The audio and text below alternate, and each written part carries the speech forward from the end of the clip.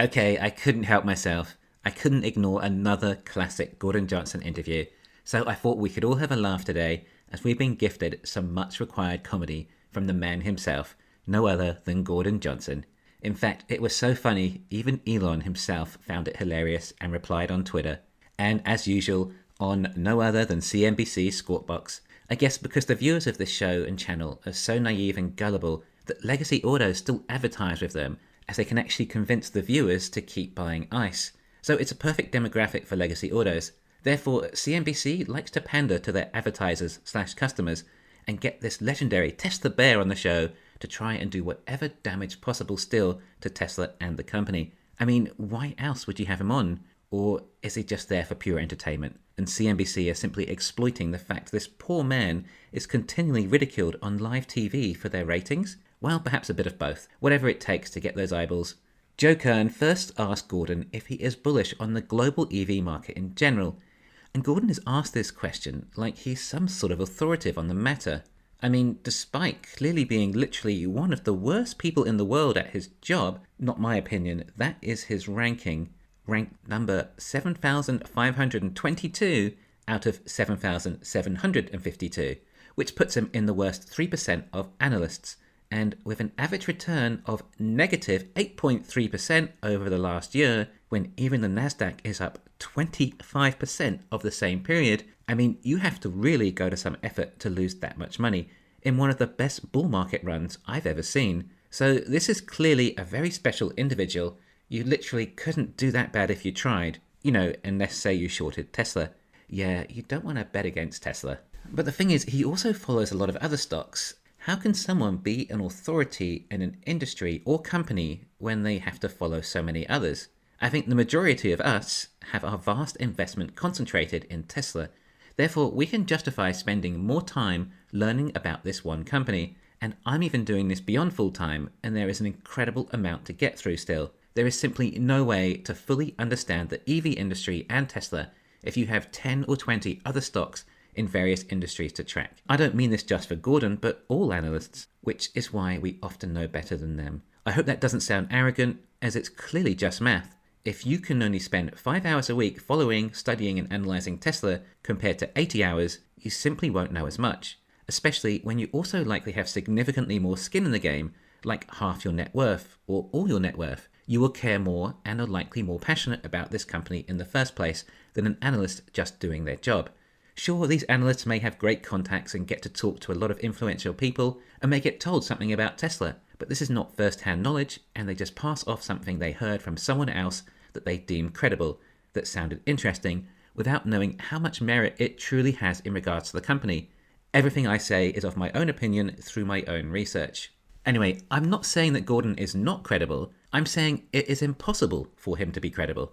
Alright, Joe asked about if he is bullish on the EV industry and if he hates Tesla so much, then what would Gordon go long on in regards to EVs? Gordon replies that he doesn't hate Tesla, which he obviously does. He just thinks it's grossly overvalued and misrepresented, trying to act as if he is objective, and as if his father was never an executive at GM. But Gordon says that he thinks BYD is a great company and one you can be positive on. Ouch. Instantly, BYD suddenly not looking so hot an investment, and he says because BYD make their own batteries. Well, Tesla are also making their own batteries now, and they're a lot better than BYD's. Oh, and Tesla's BEV side of their business, well, that makes a net profit, unlike BYD's. Sure, BYD's hybrid business has a net profit, but it is now subsidizing the BEV side of the business. In other words, the points that Gordon raises in investing in BYD over Tesla are more reasons to invest in Tesla over BYD. He's just bringing up arbitrary cherry-picked facts as if they some way reinforce his narrative. This is just politics, of which Gordon might actually be better at than being a stock analyst. I think he picked the wrong career. But then Gordon wants to take a step back and use the best method of lying: statistics. He goes on to say, battery electric cars were only 2.6% of global auto sales, and then goes on to say, year to date, battery electric cars were trading at only 5% of global auto sales. Okay, so they were 2.6% and now they're 5%? Why is he giving us these two figures? And what is he saying? That the market share has basically doubled this year? Yet somehow trying to make it sound negative? This is absurd. He's now using this 5% market share as a basis of showing that there is no point in Ford or GM, who've been making cars for over a century, to go for this 5% market share, implying that the EV market has saturated or something, and that the demand for electric vehicles is only 5% and going to remain at 5%, and therefore such a small market, it's not worth going for. Despite how much we hear Ford and GM claim they will, or already are, number one in EVs, and how legacy autos are collectively investing, according to all their claims, over $750 billion into EVs, namely in battery factories. Right, yeah, they don't want a part of that 5%. Well, you're right about that, Gordon, as it's going to be 100%, not 5%. The market is just getting started. Then he asks us to take another step back and look at the amount of cars Tesla sells, not the market cap. The roughly 900,000 cars Tesla is going to sell this year versus a Volkswagen selling 11 million. And then says, well, these guys, implying Volkswagen, Ford and GM, aren't worried about BEVs, despite Herbert Diess, CEO of Volkswagen, being very worried that they will not make the transition to EVs. Gordon then talks about other technologies that are very promising, fuel cells and hydrogen, despite it taking something like 4 times as many BPUs to create hydrogen relative to charging a battery to give you the same range. And then back to BYD, and he even mentions how Warren Buffett likes it too. Okay, sure, Buffett has done exceedingly well as a contrarian value investor, but with modern monetary theory, then I think value investing is obsolete. And with low interest rates, growth stocks have more potential. On the other hand, I would never dismiss Charlie Munger or Buffett. They've been around the block a lot of times. BYD has its place, but it's certainly no Tesla. And then Gordon talks about how gross margins will come down, which is what Zach Kirkhorn did say. And it's pretty obvious. So obvious, Gordon even tells us why. Because they're ramping up new factories. So with no new cars coming next year with Tesla, they don't just have a gross margin risk, but a volume risk. Gordon doesn't elaborate on what he means by volume, but it was in association with him saying no new cars coming next year. Presumably he means no new models being launched.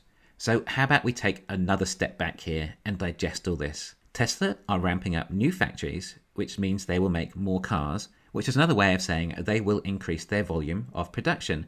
So I think we can infer he means that there'll be not enough demand for this additional volume. So we're back to the demand issues again, despite Elon telling us now that the Model Y alone will outsell the Toyota Corolla, which is not that hard to believe given that Tesla raised their prices 20% on the Model Y this year alone, and the waiting list is still now until July, which is about 8 months away. This is total nonsense. Gordon then summarizes that the spread he would go for would be negative on the guys like Tesla and be positive on the guys like BYD.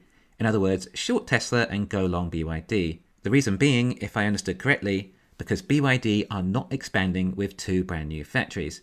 So you should short the company that has so much demand, they are building factories that possibly quadruple their current capacity because of the cost of this expansion will affect margins.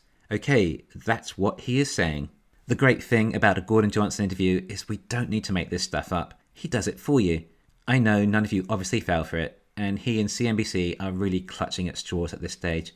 It just shows more into the fake media really, and how little point there is really watching any of it. No one is credible, it's all agenda-based and full of FUD.